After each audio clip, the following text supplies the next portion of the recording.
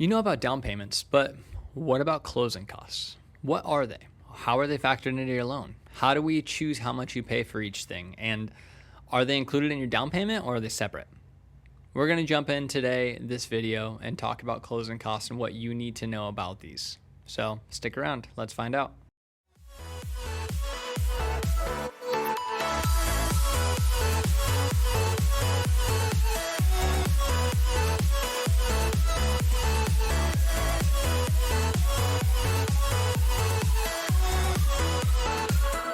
Now, closing costs include things such as appraisal fees, processing fees, credit report fees, inspection fees, title and escrow fees, as well as things like notary fees and homeowners prepaid insurance, as well as your county tax proration.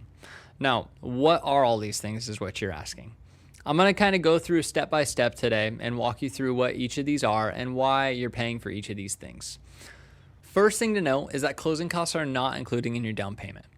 This will be an upfront cost in addition to the down payment. So if you have a 3.5% down payment, say you're going FHA and you can do a minimum of 3% down, you'll need about another 2.5% of your purchase price to cover your closing costs. Now, really what these closing costs do is make sure that you're set up to pay both your bank and back for the mortgage you're taking out, because you are taking out a loan. So the bank wants to make sure that you're actually able to pay them back. A lot of these closing costs have to do with that. Things like your inspection fees are really there to make sure that you're not buying a house that's not worth it. It's making sure that you're not buying a house that you have to put a bunch of money into in 6 months because something breaks. So the bank wants to know that you're going to spend your money paying them back for the home you bought, as opposed to paying it into the house and fixing all these things that are breaking because it's not a livable area. Now, I did want to take a quick second and say thank you guys for watching this video. If you found anything I've put up helpful so far, please go down and hit the like button, and then please subscribe to my page. It helps my page grow. If you feel like it's been helpful, please feel free to like, comment, and share. Help get this information out there for any friends you have as well. Now, looking at closing costs, there's a couple different ways we can group these.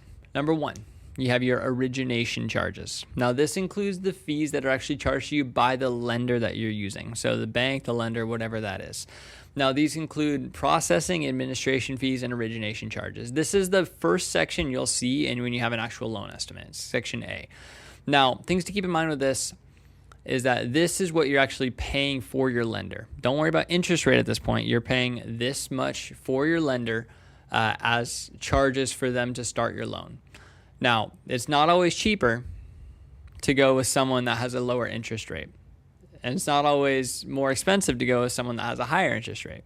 So keep this in mind when you're paying for your lender, looking at interest rate and origination charges. All of that factor into what you have to pay in closing costs, as well as your overall life of the loan payment. Secondly, you have other charges. These are things that you can't choose. Things like appraisal fees, flood certification fees, inspections, all sorts of these things that you don't really get an option on. These are just pretty much flat fees depending on which county and which state you're in. These will change, but not a whole lot between lenders. Now, lastly, and this one's big, is the title and settlement page, or title and settlement charges on your loan estimate. So title and settlement is actually figured out into escrow. Now, what happens is when you get in contract on a house, your seller is the one choosing your title company. And that title company actually goes through and looks at the escrow on this house, looks at your taxes, looks at what month it is. And these will change depending on what month you buy in. So you're required to pay your taxes twice a year. Now, escrow accounts pay that for you. So you're actually putting in about 6 months worth of your taxes into that escrow account at any given time. Now, if you buy in February, it may be actually cheaper than if you buy in May, or other way around, depending on what day you close and how your escrow company or your title company actually factors in your. So keep this in mind when you're buying a home, is that just because one lender's estimate may be more expensive than another, look at what they're charging you for. I know I like to shoot high on all these fees. So I always do a month or two over what I expect them to actually charge you, which could be a couple hundred or even $1,000 over what you actually pay. Now, I like to do this so you're not getting a big surprise at the end of the month, whereas I have seen lenders that'll shoot you an estimate not including any escrow, because what they say is that it's your money.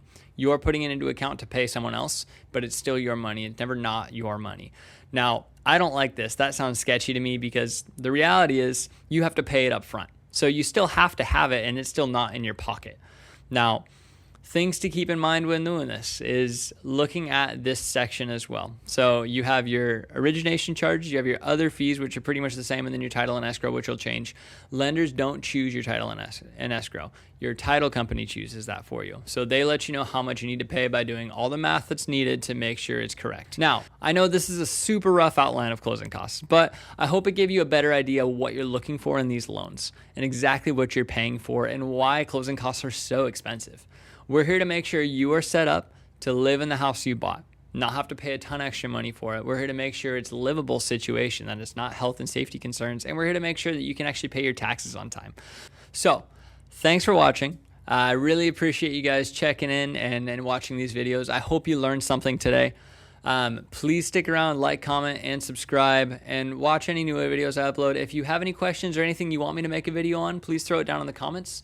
I will read it and I will try to make a video on it. I know I'm still new here, so I got a lot more to make, but more videos coming up in the future. Thanks again for hanging out with me. I'm Jake from Home Loans, and I'll see you next time.